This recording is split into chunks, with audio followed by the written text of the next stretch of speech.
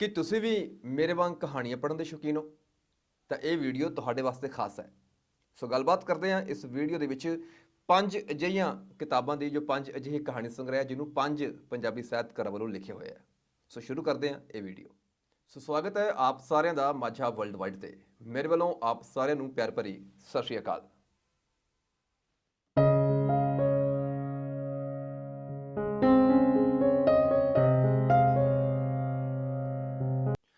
ਸੋ ਦੋਸਤੋ, ਸਭ ਤੋਂ ਪਹਿਲਾਂ ਅਸੀਂ ਜ਼ਿਕਰ ਕਰਨ ਜਾ ਰਹੇ ਹਾਂ ਸਰਦਾਰ ਗੁਰਬਖਸ਼ ਸਿੰਘ ਪ੍ਰੀਤਲੜੀ ਹੋਣਾ ਵੱਲੋਂ ਲਿਖੀ ਹੋਈ ਕਹਾਣੀ ਸੰਗ੍ਰਹਿ ਦੀ।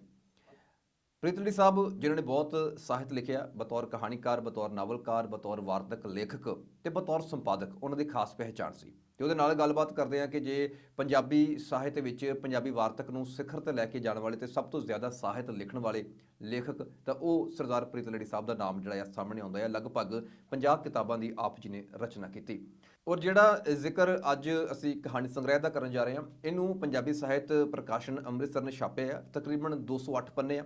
ਜਿਹੜਾ ਐਡੀਸ਼ਨ ਮੈਂ ਪੜ੍ਹਿਆ ਆ ਇਹ 2021 ਵਿੱਚ ਛਪਿਆ ਸੀਗਾ ਔਰ ਇਹਦੀ ਕੀਮਤ 180 ਰੁਪਏ ਹੈਗੀ ਆ। ਕੁੱਲ 14 ਕਹਾਣੀਆਂ ਨੇ। ਪੇਪਰਬੈਕ ਛਪਿਆ ਹੋਇਆ ਆ ਔਰ ਆਮ ਕਿਤਾਬਾਂ ਨਾਲੋਂ ਜਿਹੜਾ ਆਪਾਂ ਕਹਿੰਦੇ ਪਾਕਟ ਸਾਈਜ਼ ਹੈਗਾ ਆ, ਉਸ ਸਾਈਜ਼ ਦੇ ਉਸ ਆਕਾਰ ਵਿੱਚ ਇਹ ਕਿਤਾਬ ਛਪੀ ਹੋਈ ਹੈ। ਤੇ 14 ਕਹਾਣੀਆਂ ਜਿਹੜੀਆਂ ਨੇ, ਹਰ ਕਹਾਣੀ ਬੜੀ ਹੀ ਕਮਾਲ ਦੀ ਹੈ, ਵੱਖਰਾ ਵਿਸ਼ਾ ਹੈ, ਵੱਖਰੀ ਪਲਾਟ ਹੈ ਔਰ ਬੜੀ ਖੂਬਸੂਰਤੀ ਦੇ ਨਾਲ ਉਹਦੀ ਅਦਾਇਗੀ ਹੋਈ ਹੈ। ਮੈਂ ਜਦੋਂ ਇਹ ਕਿਤਾਬ ਪੜ੍ਹੀ ਤਾਂ ਮੈਨੂੰ ਜਿਹੜੀ ਮੇਰੀ ਫੇਵਰੇਟ ਕਹਾਣੀ ਸਭ ਤੋਂ ਜ਼ਿਆਦਾ ਮੈਨੂੰ ਵਧੀਆ ਲੱਗੀ ਉਹ ਸੀ ਮੇਰੀ ਗੁਲਬਦਨ। ਤੇ ਦੂਜੇ ਨੰਬਰ ਤੇ ਕਹਾਣੀ ਜਿਹੜੀ ਮੈਨੂੰ ਚੰਗੀ ਲੱਗੀ ਉਹ ਸੀ ਭਾਬੀ ਮਹਿਣਾ। ਇਸ ਕਿਤਾਬ ਦੇ ਵਿੱਚ ਸਭ ਤੋਂ ਛੋਟੀ ਕਹਾਣੀ ਦੀ ਗੱਲ ਕਰੀਏ ਤੇ ਉਸ ਕਹਾਣੀ ਦਾ ਨਾਮ ਹੈ ਅੰਜੂ ਗਾੜੂ। ਉਸ ਤੋਂ ਇਲਾਵਾ ਜਿਹੜੀਆਂ ਬਾਕੀ ਕਹਾਣੀਆਂ ਇਸ ਕਿਤਾਬ ਦੇ ਵਿੱਚ ਸ਼ਾਮਲ ਨੇ, ਕਿਉਂਕਿ 14 ਕਹਾਣੀਆਂ ਔਰ 208 ਪੰਨੇ, ਇੱਥੋਂ ਸਾਬਤ ਹੁੰਦਾ ਵੀ ਕਹਾਣੀਆਂ ਥੋੜ੍ਹੀਆਂ ਜਿਹੀਆਂ ਲੰਬੀਆਂ ਨੇ। ਜਿਵੇਂ ਕਿ ਘੱਟ ਤੋਂ ਘੱਟ ਜਿਹੜੀ ਕਹਾਣੀ ਉਹ 15 ਪੇਜ ਹੈ ਤੇ ਵੱਧ ਤੋਂ ਵੱਧ 25 ਪੇਜ, ਯਾਨੀ 15 ਤੋਂ ਲੈ ਕੇ 25 ਪੇਜਾਂ ਦੇ ਵਿੱਚ ਇਹ ਸਾਰੀਆਂ ਕਹਾਣੀਆਂ ਦੀ ਕਿਤਾਬ ਜਿਹੜੀ ਹੈ ਉਹ ਸਮੂਹੀ ਹੋਈ ਹੈ ਤੇ ਔਰ ਹਰ ਕਹਾਣੀ ਹੀ ਕਮਾਲ ਦੀ ਹੈ। ਜਿਵੇਂ ਜ਼ਿਕਰ ਕੀਤਾ ਹੈ ਵੀ ਮੇਰੀ ਫੇਵਰਟ ਕਹਾਣੀ ਮੇਰੀ ਗੁਲਬਦਨ ਸੀ, ਇਸ ਹੀ ਕਹਾਣੀ ਦੇ ਟਾਈਟਲ ਦੇ ਨਾਮ ਉੱਤੇ ਜਿਹੜਾ ਆ ਉਹ ਇਸ ਕਿਤਾਬ ਦਾ ਟਾਈਟਲ ਬਣਾਇਆ ਹੋਇਆ ਹੈ, ਮੇਰੀ ਗੁਲਬਦਨ ਅਤੇ ਹੋਰ ਕਹਾਣੀਆਂ, ਲੇਖਕ ਗੁਰਬਖਸ਼ ਸਿੰਘ ਪ੍ਰੀਤਲੜੀ। ਸੋ ਦੂਜੇ ਨੰਬਰ ਤੇ ਗੱਲਬਾਤ ਕਰਦੇ ਹਾਂ ਆਪਾਂ ਸਰਦਾਰ ਸੁਜਾਨ ਸਿੰਘ ਹੋਣਾ ਵੱਲੋਂ ਲਿਖੇ ਹੋਏ ਕਹਾਣੀ ਸੰਗ੍ਰਹਿ ਦੀ, ਜੋ ਕਿ ਪੰਜਾਬੀ ਦੇ ਪ੍ਰਸਿੱਧ ਕਹਾਣੀਕਾਰ ਸੀ। ਭਾਵੇਂ ਕਿ ਪਛਾਣ ਉਹਨਾਂ ਦੀ ਕਹਾਣੀਕਾਰ ਵਜੋਂ ਹੀ ਹੈ, ਪਰ ਉਹਨਾਂ ਨੇ ਜਦੋਂ ਸ਼ੁਰੂਆਤ ਕੀਤੀ ਹੈ ਲਿਖਣ ਦੀ ਉਸ ਵੇਲੇ ਕੁਝ ਲੇਖ ਵੀ ਲਿਖੇ ਸੀ। ਤੇ ਉਸ ਵੇਲੇ ਇੱਕ ਲਿਖਾਰੀ ਨਾਂ ਦਾ ਮਾਸਿਕ ਰਸਾਲਾ ਛਪਦਾ ਸੀਗਾ, ਜਿਹਦੇ ਵਿੱਚ ਉਹਨਾਂ ਦਾ ਇੱਕ ਲੇਖ ਛਪਿਆ ਸੀਗਾ ਤਵਿਆਂ ਦਾ ਵਾਜਾ।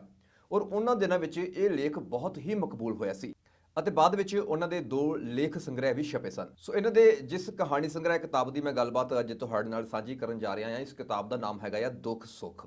ਇਹ ਪਹਿਲੀ ਵਾਰੀ ਸਾਲ 1939 ਵਿੱਚ ਛਪੀ ਸੀ ਤੇ ਜਿਹੜਾ ਐਡੀਸ਼ਨ ਮੈਂ ਪੜ੍ਹਿਆ ਆ ਇਹ ਸਾਲ 1999 ਦੇ ਵਿੱਚ ਛਪਿਆ ਸੀ ਤੇ ਇਹ ਉਸ ਕਿਤਾਬ ਦਾ 12ਵਾਂ ਐਡੀਸ਼ਨ ਸੀਗਾ, ਜਿਹਨੂੰ ਸਿੰਘ ਬ੍ਰਦਰਜ਼ ਅੰਮ੍ਰਿਤਸਰ ਵੱਲੋਂ ਛਾਪਿਆ ਗਿਆ ਸੀਗਾ। ਤਕਰੀਬਨ 128 ਪੰਨੇ ਤੇ 99 ਦੇ ਹਿਸਾਬ ਦੇ ਨਾਲ ਤਕਰੀਬਨ 30 ਰੁਪਏ ਇਹਦੀ ਕੀਮਤ ਹੈ, ਜੋ ਕਿ ਕਿਤਾਬ ਦੇ ਵਿੱਚ ਛਪੀ ਹੋਈ ਹੈ। ਔਰ ਇਸ ਕਿਤਾਬ ਦੇ ਵਿੱਚ 11 ਕਹਾਣੀਆਂ ਆ, ਹਰ ਕਹਾਣੀ ਬਾਕਮਾਲ ਹੈ।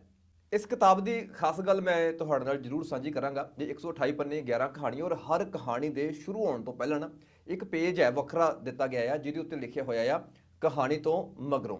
ਜਿਵੇਂ ਆਪਾਂ ਗੱਲ ਕਰਦੇ ਹਾਂ ਕਿ ਜਿਹੜੀ ਪਹਿਲੀ ਕਹਾਣੀ ਸ਼ੁਰੂ ਹੁੰਦੀ ਹੈ, ਉਸ ਕਹਾਣੀ ਤੋਂ ਪਹਿਲਾਂ ਜਿਹੜਾ ਪੰਨਾ ਲਿਖਿਆ ਹੋਇਆ ਆ ਉਹਦੇ ਬਾਰੇ ਮੈਂ ਤੁਹਾਡੇ ਨਾਲ ਸਾਂਝਾ ਕਰਦਾ। ਕਹਾਣੀ ਤੋਂ ਮਗਰੋਂ ਲਿਖਿਆ ਆ, ਸਾਡੇ ਸੁਪਨੇ ਸਾਡੀਆਂ ਆਸਾਂ ਦੇ ਰੰਗ ਨਾਲ ਰੰਗੇ ਜਾਂਦੇ ਆ ਤੇ ਸਾਹਿਤ ਵਿੱਚ ਬਹੁਤਾ ਸਾਹਿਤਕਾਰ ਦਾ ਆਪਣਾ ਜੀਵਨ ਹੁੰਦਾ ਆ। ਦੁਖਾਂਤ ਵਿੱਚ ਮੌਤ ਕੋਈ ਜ਼ਰੂਰੀ ਨਹੀਂ ਹੁੰਦੀ। ਹਿੰਦੁਸਤਾਨ ਗੈਰ ਮੁਲਕੀ ਰਾਜ ਤੋਂ ਛੇਤੀ ਨਿਜਾਤ ਪਾ ਸਕਦਾ ਆ, ਪਰ ਜ਼ਾਤ ਪਾਤ ਤੋਂ ਨਹੀਂ। ਲੀਡਰਾਂ ਤੇ ਸਾਹਿਤਕਾਰਾਂ ਅਤੇ ਉਹਨਾਂ ਦੇ ਅਹਿਸਾਸਾਂ ਦੀ ਸਮਾਜ ਕੋਈ ਕਦਰ ਨਹੀਂ ਕਰਦਾ। ਜਿਹੜੇ ਸਮਝਦੇ ਆ ਕਿ ਅਸੀਂ ਮਨੁੱਖੀ ਦਿਲ ਨੂੰ ਬਹੁਤ ਸਮਝਦੇ ਹਾਂ, ਉਹ ਅਸਲ ਵਿੱਚ ਉਹਦਾ ਇੱਕ ਅੰਸ਼ ਮਾਤਰ ਵੀ ਨਹੀਂ ਸਮਝਦੇ ਹੁੰਦੇ। ਸੋ ਇਸ ਤਰ੍ਹਾਂ ਦੇ ਹੋਰ ਬਹੁਤ ਸਾਰੇ ਕੀਮਤੀ ਵਿਚਾਰ ਹਰ ਕਹਾਣੀ ਦੇ ਸ਼ੁਰੂ ਹੋਣ ਤੋਂ ਪਹਿਲਾਂ ਇਸ ਕਿਤਾਬ ਦੇ ਵਿੱਚ ਦਰਜ ਕੀਤੇ ਗਏ ਆ। ਇਸ ਕਿਤਾਬ ਦੇ ਵਿੱਚ ਕੁਝ ਕਹਾਣੀਆਂ ਐਸੀਆਂ ਵੀ ਨੇ ਜੋ ਕਿ ਵੱਡੀਆਂ ਨੇ ਔਰ ਉਸ ਕਹਾਣੀ ਦੇ ਵੀ ਅੱਗੋਂ ਉਹਦੇ ਵਿੱਚ ਹਿੱਸੇ ਕੀਤੇ ਹੋਏ ਆ। ਜਿਵੇਂ ਗੱਲ ਕਰਦੇ ਹਾਂ ਭੁਲੇਖਾ ਕਹਾਣੀ, ਇਹ 5 ਹਿੱਸਿਆਂ ਵਿੱਚ ਹੈ। ਅਣਜੋੜ ਕਹਾਣੀ ਹੈ ਜੋ 3 ਹਿੱਸਿਆਂ ਵਿੱਚ ਹੈ ਤੇ ਪਠਾਨ ਦੀ ਧੀ ਕਹਾਣੀ ਜਿਹੜੀ ਹੈ ਉਹ 5 ਹਿੱਸਿਆਂ ਵਿੱਚ ਹੈ। ਪਰ ਕਮਾਲ ਦੀ ਗੱਲ ਹੈ ਕਿ ਹਰ ਕਹਾਣੀ ਹੀ ਮਜ਼ੇਦਾਰ ਹੈ। ਤੀਜੇ ਨੰਬਰ ਤੇ ਦੋਸਤੋ ਗੱਲਬਾਤ ਕਰਦੇ ਹਾਂ ਲੇਖਿਕਾ ਬਚਿੰਤ ਕੌਰ ਵੱਲੋਂ ਲਿਖੇ ਹੋਏ ਕਹਾਣੀ ਸੰਗ੍ਰਹਿ ਦੀ। ਬਚਿੰਤ ਕੌਰ ਉਹਨਾਂ ਬਤੌਰ ਕਹਾਣੀਕਾਰ ਵਜੋਂ ਆਪਣੀ ਖਾਸ ਪਹਿਚਾਣ ਬਣਾਈ ਹੈ ਤੇ ਲਗਭਗ ਉਹਨਾਂ ਨੇ 42 ਕਿਤਾਬਾਂ ਦੀ ਰਚਨਾ ਕੀਤੀ ਹੈ, ਜਿਹਦੇ ਵਿੱਚੋਂ 15 ਕਹਾਣੀ ਸੰਗ੍ਰਹਿ, 2 ਕਾਵ ਸੰਗ੍ਰਹਿ, 3 ਨਾਵਲ, 1 ਸਫ਼ਰਨਾਮਾ, 1 ਡਾਇਰੀ ਤੇ 3 ਅਨੁਵਾਦਿਤ ਪੁਸਤਕਾਂ ਸਮੇਤ ਬੱਚਿਆਂ ਦੇ ਵਾਸਤੇ ਵੀ ਤਕਰੀਬਨ 6 ਕਿਤਾਬਾਂ ਉਹਨਾਂ ਲਿਖੀਆਂ ਹੋਈਆਂ ਨੇ। ਔਰ ਖਾਸ ਤੌਰ ਤੇ ਗੱਲਬਾਤ ਕਰਦੇ ਹਾਂ ਜੇਕਰ ਉਹਨਾਂ ਦੀ ਕੋਈ ਸ਼ਾਹਕਾਰ ਰਚਨਾ ਹੈ, ਵੈਸੇ ਸਾਰੀਆਂ ਸ਼ਾਹਕਾਰ ਹੈ, ਹਰ ਲਿਖਤ ਬੜੀ ਕਮਾਲ ਦੀ ਹੈ, ਤਾਂ ਉਹਨਾਂ ਦੀ ਸਵੈ ਜੀਵਨੀ ਹੈ ਪਗਡੰਡੀਆਂ, ਜਿਹੜੀ ਕਿ ਬਹੁਤ ਸਾਰੀਆਂ ਭਾਸ਼ਾਵਾਂ ਦੇ ਵਿੱਚ ਛਪ ਚੁੱਕੀ ਹੈ। ਉਹਦੇ ਨਾਲ ਉਹਦੇ ਬਹੁਤ ਜ਼ਿਆਦਾ ਐਡੀਸ਼ਨ ਛਪ ਚੁੱਕੇ ਨੇ ਤੇ ਛਪ ਰਹੇ ਨੇ, ਔਰ ਪਗਡੰਡੀਆਂ ਜਿਹੜੀ ਹੈ ਉਹ ਪੰਜਾਬੀ ਪਾਠਕਾਂ ਦੇ ਵਿੱਚ ਇੱਕ ਖਾਸ ਥਾਂ ਰੱਖਦੀ ਹੈ। ਉਹਨਾਂ ਦੀ ਲਿਖੀ ਹੋਈ ਪੁਸਤਕ ਕਿਆਰੀ ਲੋਂਗਾ ਦੀ ਨੂੰ 1982-83 ਵਿੱਚ ਪੰਜਾਬੀ ਅਕੈਡਮੀ ਦਿੱਲੀ ਵੱਲੋਂ ਸਰਵੋਤਮ ਪੁਸਤਕ ਸਨਮਾਨ ਵੀ ਪ੍ਰਾਪਤ ਹੋਇਆ ਸੀ। ਸੋ ਬਚਿੰਤ ਕੌਰ ਵੱਲੋਂ ਲਿਖੀ ਹੋਈ ਜਿਸ ਕਹਾਣੀ ਸੰਗ੍ਰਹਿ ਦੀ ਆਪਾਂ ਗੱਲਬਾਤ ਕਰਨ ਜਾ ਰਹੇ ਹਾਂ, ਇਸ ਕਹਾਣੀ ਸੰਗ੍ਰਹਿ ਵਿੱਚ ਤਕਰੀਬਨ 22 ਕਹਾਣੀਆਂ ਸ਼ਾਮਲ ਨੇ ਤੇ 120 ਪੰਨਿਆਂ ਦੀ ਇਹ ਕਿਤਾਬ ਹੈ। ਇਸ ਕਿਤਾਬ ਨੂੰ ਨਵਯੁਗ ਪ੍ਰਕਾਸ਼ਨ ਵੱਲੋਂ ਛਾਪਿਆ ਗਿਆ ਹੈ ਤੇ ਜਿਹੜਾ ਐਡੀਸ਼ਨ ਮੈਂ ਪੜ੍ਹਿਆ ਇਹ ਸਾਲ 1999 ਦੇ ਵਿੱਚ ਛਪਿਆ ਸੀ। ਇਸ ਕਿਤਾਬ ਨੂੰ ਲੇਖਕਾਂ ਵੱਲੋਂ ਇੰਦਰਜੀਤ, ਸੁਰਿੰਦਰਜੀਤ ਤੇ ਕਮਲਜੀਤ ਪਿਆਰੇ ਬੱਚਿਆਂ ਦੇ ਨਾਂ ਸਮਰਪਿਤ ਕੀਤਾ ਗਿਆ ਹੈ। ਤੇ ਇਸ ਕਿਤਾਬ ਦੀਆਂ ਕਹਾਣੀਆਂ ਉਹ ਬਹੁਤ ਜ਼ਿਆਦਾ ਲੰਮੀਆਂ ਨਹੀਂ ਹੈ, ਤਕਰੀਬਨ 5 ਤੋਂ 7 ਪੰਨਿਆਂ ਦੇ ਵਿੱਚ ਕਹਾਣੀ ਜਿਹੜੀ ਹੈ ਖਤਮ ਹੁੰਦੀ ਹੈ, ਔਰ ਬੜੀਆਂ ਰੌਚਕ ਜਿਹੀਆਂ ਨੇ, ਛੋਟੀਆਂ ਨੇ ਪਰ ਇੱਕ ਵੱਡਾ ਸੁਨੇਹਾ ਸਾਨੂੰ ਦਿੰਦੀਆਂ ਨੇ। ਉਹਦੇ ਨਾਲ ਗੱਲਬਾਤ ਕਰਦੇ ਹਾਂ ਕਿ ਜਦੋਂ ਮੈਂ ਇਸ ਕਿਤਾਬ ਨੂੰ ਪੜ੍ਹਿਆ ਤੇ ਉਹਦੇ ਵਿੱਚੋਂ ਜਿਹੜੀਆਂ ਮੈਨੂੰ ਕਹਾਣੀਆਂ ਚੰਗੀਆਂ ਲੱਗੀਆਂ, ਉਹਦੇ ਵਿੱਚ ਇੱਕ ਕਹਾਣੀ ਸੀ ਦੁੱਧ ਪੁੱਤ, ਦੂਜੇ ਨੰਬਰ ਤੇ ਜਿਹੜੀ ਕਹਾਣੀ ਮੈਨੂੰ ਚੰਗੀ ਲੱਗੀ ਉਹ ਸੀ ਲਕੀਰ, ਤੇ ਤੀਜੇ ਨੰਬਰ ਤੇ ਚੁਬਾਰਾ ਕਹਾਣੀ ਉਹ ਮੈਨੂੰ ਬਹੁਤ ਪਸੰਦ ਆਈਆਂ। ਐ ਨਹੀਂ ਕਿ ਬਾਕੀ ਕਹਾਣੀਆਂ ਚੰਗੀਆਂ ਨਹੀਂ ਹੈ, ਬਾਕੀ ਕਹਾਣੀਆਂ ਵੀ ਵਧੀਆ ਨੇ, ਪਰ ਕਿਉਂਕਿ ਸਵਾਦ ਹਰ ਕਿਸੇ ਦਾ ਵੱਖਰਾ ਵੱਖਰਾ ਹੁੰਦਾ ਹੈ। ਹੋ ਸਕਦਾ ਕੁਝ ਪਾਠਕਾਂ ਨੂੰ ਸਾਰੀਆਂ ਕਹਾਣੀਆਂ ਪਸੰਦ ਹੋਣ ਤੇ ਕਈਆਂ ਨੂੰ ਵਿੱਚੋਂ ਕੁਝ ਆਉਣ ਤੇ ਕੁਝ ਬਹੁਤ ਜ਼ਿਆਦੀਆਂ ਚੰਗੀਆਂ ਲੱਗਣ। ਸੋ ਇਹ ਬਾਕੀ ਕਹਾਣੀਆਂ ਵੀ ਜਿਹੜੀਆਂ ਨੇ ਉਹ ਵਧੀਆ ਵਿਸ਼ਿਆਂ ਉੱਤੇ ਲਿਖੀਆਂ ਹੋਈਆਂ ਨੇ, ਤੇ ਖਾਸ ਤੌਰ ਤੇ ਮੈਂ ਰਿਕਮੈਂਡ ਜ਼ਰੂਰ ਕਰੂੰਗਾ ਵੀ ਜਿਹੜੇ ਸ਼ਾਰਟਸ ਸਟੋਰੀ ਪੜ੍ਹਨਾ ਚਾਹੁੰਦੇ ਨੇ ਜਾਂ ਛੋਟੀਆਂ ਕਹਾਣੀਆਂ ਪੜ੍ਹਨਾ ਚਾਹੁੰਦੇ ਨੇ ਉਹਨਾਂ ਵਾਸਤੇ ਇਹ ਕਿਤਾਬ ਬਹੁਤ ਵਧੀਆ ਹੈ। ਕਿਤਾਬ ਦਾ ਨਾਂ ਹੈ ਖੁਰੇ ਹੋਏ ਰੰਗ। ਸੋ ਦੋਸਤੋ, ਚੌਥੇ ਨੰਬਰ ਤੇ ਜਿਹੜੀ ਕਿਤਾਬ ਦੀ ਗੱਲਬਾਤ ਮੈਂ ਕਰਨ ਜਾ ਰਿਹਾ ਹਾਂ, ਇਹ ਐਸੇ ਸਾਹਿਤਕਾਰ ਵੱਲੋਂ ਲਿਖੀ ਗਈ ਹੈ ਜੋ ਪਹਿਲਾਂ ਉਰਦੂ ਦੇ ਸਾਹਿਤਕਾਰ ਸੀ, ਪਰ ਬਾਅਦ ਵਿੱਚ ਉਹਨਾਂ ਨੇ ਆਪਣੀ ਜਿਹੜੀ ਕਲਮ ਹੈ ਉਹ ਪੰਜਾਬੀ ਸਾਹਿਤਕਾਰ ਵਾਸਤੇ ਵੀ ਬਾਖੂਬ ਚਲਾਈ, ਭਾਵ ਸਰਦਾਰ ਰਤਨ ਸਿੰਘ ਜੀ। ਸਰਦਾਰ ਰਤਨ ਸਿੰਘ ਜੀ ਜਿਨ੍ਹਾਂ ਨੇ ਕਾਵ ਸੰਗ੍ਰਹਿ, ਲੰਮੀ ਕਵਿਤਾ, ਦੋਹੇ ਅਤੇ ਕਹਾਣੀਆਂ ਦੀਆਂ ਹੋਰ ਕਿਤਾਬਾਂ ਵੀ ਲਿਖੀਆਂ ਆ। ਰਤਨ ਸਿੰਘ ਦੇ ਇਸ ਕਹਾਣੀ ਸੰਗ੍ਰਹਿ ਵਿੱਚ 32 ਕਹਾਣੀਆਂ ਸ਼ਾਮਲ ਹੈ, 164 ਇਹਦੇ ਪੰਨੇ ਆ, ਔਰ ਜੋ ਐਡੀਸ਼ਨ ਅਸੀਂ ਪੜ੍ਹਿਆ ਆ ਇਹ ਸਾਲ 2011 ਦੇ ਵਿੱਚ ਛਪਿਆ ਸੀਗਾ।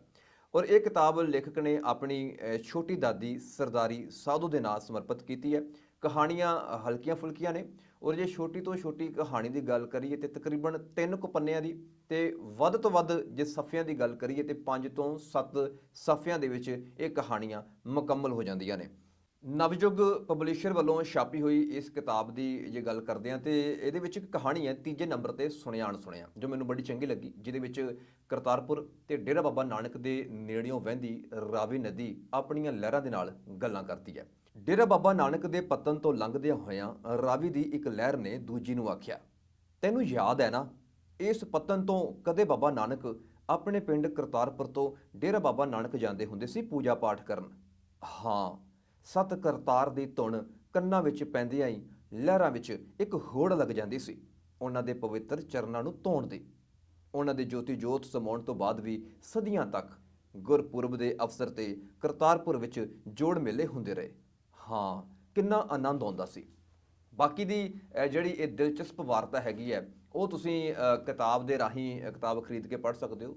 ਇਸ ਕਿਤਾਬ ਦੀਆਂ ਕਹਾਣੀਆਂ ਲਗਭਗ ਲਹਿੰਦੇ ਅਤੇ ਚੜ੍ਹਦੇ ਪੰਜਾਬ ਦੇ ਸੱਭਿਆਚਾਰ ਦੇ ਸਾਨੂੰ ਨੇੜੇ ਲੈ ਕੇ ਜਾਂਦੀਆਂ ਆ, ਉਹਦੇ ਰੂਬਰੂ ਕਰਾਉਂਦੀਆਂ, ਤੇ ਵਿੱਚ ਇੱਦਾਂ ਮਹਿਸੂਸ ਹੁੰਦਾ ਹੈ ਵੀ ਅਸੀਂ ਸ਼ਾਇਦ ਪਾਕਿਸਤਾਨ ਦਾ ਸਾਹਿਤ ਜਿਹੜਾ ਆ ਉਹ ਪੜ੍ਹ ਰਹੇ ਹਾਂ। ਸ਼ਾਇਦ ਉਹਦਾ ਕਾਰਨ ਇਹੀ ਹੈ ਵੀ ਕਿਉਂਕਿ ਸਰਦਾਰ ਰਤਨ ਸਿੰਘ ਹੋਣੀ ਪਹਿਲਾਂ ਉਰਦੂ ਦੇ ਵਿੱਚ ਲਿਖਦੇ ਰਹੇ ਆ, ਤੇ ਜਦੋਂ ਪੰਜਾਬੀ ਵਿੱਚ ਉਹਨਾਂ ਨੇ ਕਲਮ ਅਜ਼ਮਾਇਸ਼ ਕੀਤੀ ਹੈ ਤਾਂ ਉਹ ਸ਼ਬਦ ਜਿਹੜੇ ਨੇ ਤਕਰੀਬਨ ਉਰਦੂ ਔਰ ਪੰਜਾਬੀ ਦੇ ਮਿਕਸ ਹੋ ਕੇ ਉਹ ਬੜੇ ਸਵਾਦਲੇ ਜਿਹੇ ਬਣ ਗਏ, ਤੇ ਉਹ ਲੱਗਦਾ ਵਾਕਈ ਵੀ ਇਹ ਸ਼ਾਇਦ ਪਾਕਿਸਤਾਨੀ ਸਾਹਿਤ ਹੈ ਜਾਂ ਲਾਹੌਰ ਦੀ ਛਪੀ ਹੋਈ ਕਿਤਾਬ ਪੜ੍ਹ ਰਹੇ ਹਾਂ ਜਾਂ ਸਾਂਝੇ ਪੰਜਾਬ ਦੀ ਇੱਕ ਕਿਤਾਬ ਹੋ ਨਿਬੜਦੀ ਹੈ।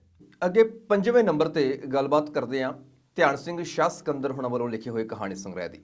ਧਿਆਨ ਸਿੰਘ ਸ਼ਾਹ ਸਿਕੰਦਰ ਜੋ ਕਿੱਤੇ ਵਜੋਂ ਅਧਿਆਪਕ ਸਨ, ਔਰ ਆਪ ਜੀ ਨੇ ਕਹਾਣੀ, ਕਵਿਤਾ, ਕਲਾ, ਸੰਪਾਦਨਾ ਤੇ ਹੋਰ ਬਹੁਤ ਸਾਰੇ ਖੋਜ ਕਾਰਜਾਂ ਦੇ ਵਿੱਚ ਆਪਣੀ ਇੱਕ ਨਿਵੇਕਲੀ ਪਹਿਚਾਣ ਬਣਾਈ ਹੋਈ ਸੀ, ਤੇ ਉਹਦੇ ਨਾਲ ਨਾਲ ਆਪ ਤ੍ਰੈਮਾਸਿਕ ਰਸਾਲੇ ਰੂਪਾਂਤਰ ਦੇ ਬਤੌਰ ਸੰਪਾਦਕ ਵਜੋਂ ਵੀ ਆਪ ਜੀ ਨੇ ਬਿਹਤਰੀਨ ਸੇਵਾਵਾਂ ਦਿੱਤੀਆਂ ਸੀ। ਖੈਰ, ਅੱਜ ਆਪ ਜੀ ਦੀ ਜਿਸ ਕਹਾਣੀ ਸੰਗ੍ਰਹਿ ਦੀ ਗੱਲਬਾਤ ਕਰਨ ਜਾ ਰਹੇ ਹਾਂ, ਤਾਈ ਮਤਾਬੀ ਉਹਦਾ ਨਾਂ ਆ, ਤੇ ਇਹਦੇ ਵਿੱਚ ਤਕਰੀਬਨ 26 ਕਹਾਣੀਆਂ ਨੇ ਤੇ ਕੁੱਲ ਪੰਨੇ 126 ਆ। ਇਹ ਕਿਤਾਬ ਸਾਤਵਿਕ ਮੀਡੀਆ ਅੰਮ੍ਰਿਤਸਰ ਵੱਲੋਂ ਪ੍ਰਕਾਸ਼ਿਤ ਕੀਤੀ ਗਈ ਹੈ। ਜੋ ਐਡੀਸ਼ਨ ਮੈਂ ਪੜ੍ਹਿਆ, ਮੇਰੇ ਹੱਥ ਆਇਆ, ਉਹ ਸਾਲ 2012 ਦੇ ਵਿੱਚ ਛਪਿਆ ਸੀ। ਇਸ ਕਿਤਾਬ ਦੇ ਵਿੱਚ ਜੇ ਛੋਟੀ ਤੋਂ ਛੋਟੀ ਕਹਾਣੀ ਦੀ ਗੱਲ ਕਰਦੇ ਹਾਂ ਉਹ 2 ਪੰਨਿਆਂ ਦੇ ਵਿੱਚ ਸੀਮਤ ਹੋ ਜਾਂਦੀ ਹੈ, ਤੇ ਵੱਡੀ ਲੰਮੀ ਕਹਾਣੀ ਦੀ ਗੱਲ ਵੀ ਕਰੀ ਤਾਂ 8 ਪੰਨਿਆਂ ਤੋਂ ਜ਼ਿਆਦਾ ਲੰਮੀ ਕਹਾਣੀ ਨਹੀਂ ਹੈਗੀ। ਪਰ ਜ਼ਿਆਦਾਤਰ ਜਿਹੜੀਆਂ ਕਹਾਣੀਆਂ ਨੇ ਉਹ 3 ਤੋਂ 4 ਸਫ਼ਿਆਂ ਦੇ ਵਿੱਚ ਜਿਹੜੀਆਂ ਨੇ ਮੁਕੰਮਲ ਹੋ ਜਾਂਦੀਆਂ ਨੇ। ਕਹਾਣੀਆਂ ਛੋਟੀਆਂ ਹੋਣ ਦੇ ਬਾਵਜੂਦ ਬਹੁਤ ਬਿਹਤਰੀਨ ਨੇ।